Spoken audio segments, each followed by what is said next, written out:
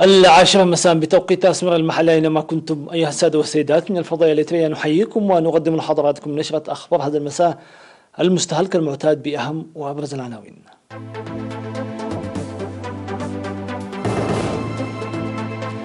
الحملات التوعوية الصحية تسهم في تأمين الصحة للجميع. حصاد وفير في المزارع الجماعية بالناحية.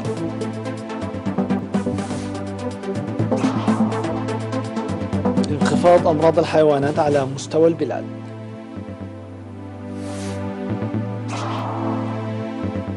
فتح الحدود الليبية التونسية مجددا بعد إغلاق.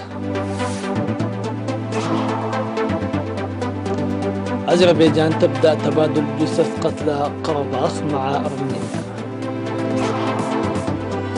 طهران تنفي تقريرا صحفيا عن مقتل قيادي بالقاعدة على أراضيها. أهلا بكم من التفاصيل. تلعب المؤسسات الصحية المنشأة على كافة أرجاء البلاد دورا كبيرا في تأمين صحة المواطنين برفع الوعي والفهم العام إضافة إلى الخدمات الصحية المقدمة.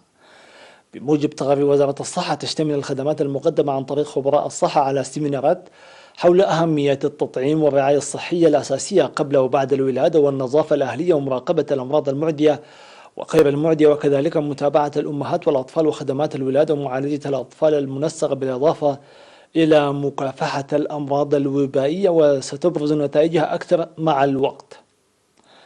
ويوضح خبراء الصحة بأن إضافة تلك الجهود إلى الاستثمار الجاري المتمثل في توفير الأدوية والأجهزة الطبية والكادر الصحي واكتمال الخدمات الصحية حتى في المناطق النائية والبعيدة يسهم في تأمين صحة المجتمع برفع كفاءة وفعالية الخدمات الصحية.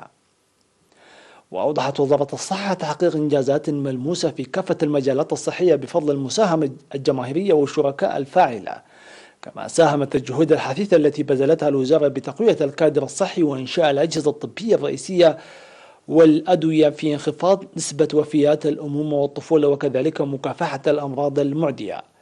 ويجري العمل الدؤوب للنهوض بالنتائج المحققة. في غضون ذلك يدعو خبراء الصحة الدفع بولادة الحوامل في المؤسسات الصحية وبناء عنابر لانتظار الحوامل لمساهمتها الكبيرة في انخفاض نسبة وفيات الأمومة والطفولة وكذلك الدفع بتنمية قدرات وكلاء صحة القرى.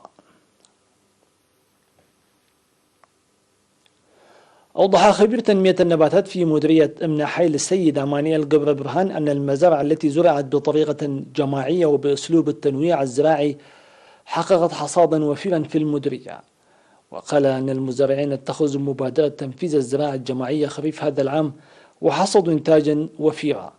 وذكر مسؤول مكتب وزارة الزراعة في مديرية أمن حيل السيد منقسط عامة أن مزارعي المديرية لهم قدرات مصقولة بالخبرة والمعرفة. وأشار إلى أن أنشطة المزارعين لتسميد التربة طبيعيا يسهم في رفع الإنتاج داعيا المزارعين للحصاد وجمع المحصول في أوانه. وقد زرعت مساحة حوالي 15,000 هكتار بالذرة والبقوليات والبذور الزيتية في مديرية أمن حيلي هذا العام.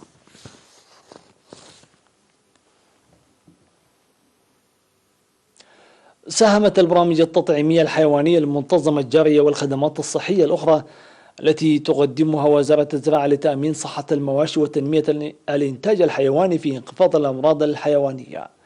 ويشير المهنيون الزراعيون إلى أن برنامج التطعيم والخدمات الصحية الأخرى المقدمة سنويا لمئات الآلاف من المواشي لعبت دورا كبيرا في تأمين صحة المواشي إضافة إلى مكافحة ومعالجة الأمراض والآفات، كما عملت على مكافحة انتقال الأمراض من الحيوان إلى الإنسان. كما أفاد المهنيون بإجراء متابعة جادة لمكافحة الأمراض العابرة للحدود، وعلى المزارعين تطعيم مواشيهم في الوقت المحدد والإبلاغ الفوري في حال ظهور أمراض حيوانية جديدة، وعلى إدارات المديريات تعزيز تعاونها.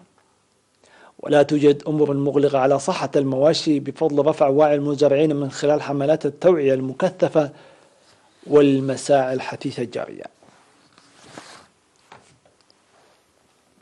سيداتي سادتي إلى فاصل لما ثم نوافيكم بالأنباء العالمية.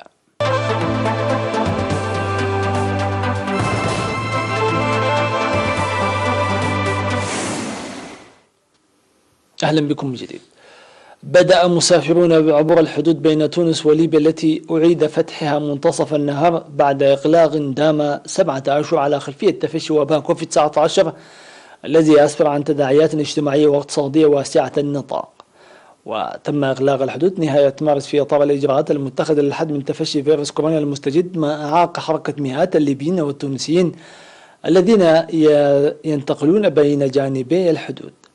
وكان توصل المندوبون الليبيين المجتمعون في تونس لبحث حل سياسي للأزمة في البلاد إلى اتفاق على تنظيم انتخابات وطنية في 24 من ديسمبر وفق ما أعلنته مبعوثة الأمم المتحدة بالوكالة إلى ليبيا ستيفاني ويليامز في مؤتمر صحفي. وهذه أولى نتائج المناقشات الجارية بين تونس بين 75 مندوبا من جميع أطراف اختارتهم الأمم المتحدة لمحاولة إخراج ليبيا من الصراعات التي تمزقها. أعلنت أذربيجان تنفيذ أول عملية لتبادل جثث عسكريين قتلى مع الجانب الأرمني في منطقة قرباخ المتنازع عليها بين الجانبين.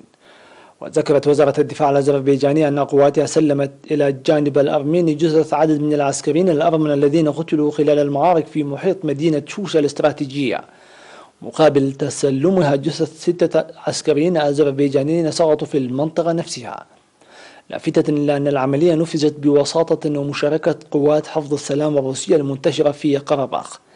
وأشارت إلى أن العملية نفذت بناء على البند 8 في الإعلان المشترك بشأن وقف الأعمال القتالية الذي في قرباخ الذي صدر مؤخرا عن رئيسي أذربيجان إلهام علييف ورئيس فلاديمير بوتين ورئيس حكومة أرمينيا نيكول باشينيان. وكانت أذربيجان وأرمينيا قد وقعتا برعاية روسيا في 9 من نوفمبر الجاري اتفاقا لوقف إطلاق النار في منطقة قرباخ. نشرت صحيفة نيويورك تايمز الأمريكية تقريرا يفيد بأن عميلين إسرائيليين قتلا في 7 من أغسطس الماضي بطهران الرجل الثاني في تنظيم القاعدة عبد الله أحمد عبد الله المصري، المتهم بالمشاركة في التخطيط لتفجير سفارتي واشنطن في كينيا وتنزانيا في العام 1998.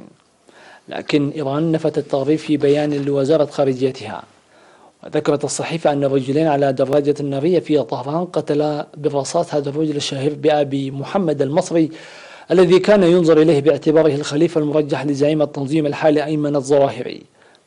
ونقلت الصحيفة عن مسؤولي المخابرات الذين لم تذكر أسمائهم أن المصري كان محتجزا في إيران منذ عام 2003، لكنه أصبح طليقا يقيم بحي راقي في طهران منذ 2015.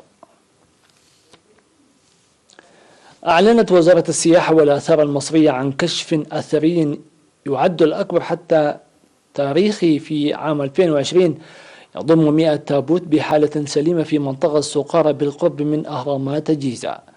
وكشف عن التوابيت الخشبية المغلقة بإحكام وسط اهتمام إعلامي كبير، وهي عائدة لمسؤولين كبار في العصر الفرعوني المتأخر وعصر البطالمة في مصر القديمة. وعثر على المقابر على عمق 12 مترا في منطقة بقرب القاهرة. وتسعى مصر للترويج لتراثها الفرعوني عن طريق هذه الكشوفات من أجل إنعاش قطاع السياحة، أحد مصادر النقد الأجنبي الرئيسية في البلاد. وصلنا إلى ختام هذه النشرة، في أمان الله وحفظه.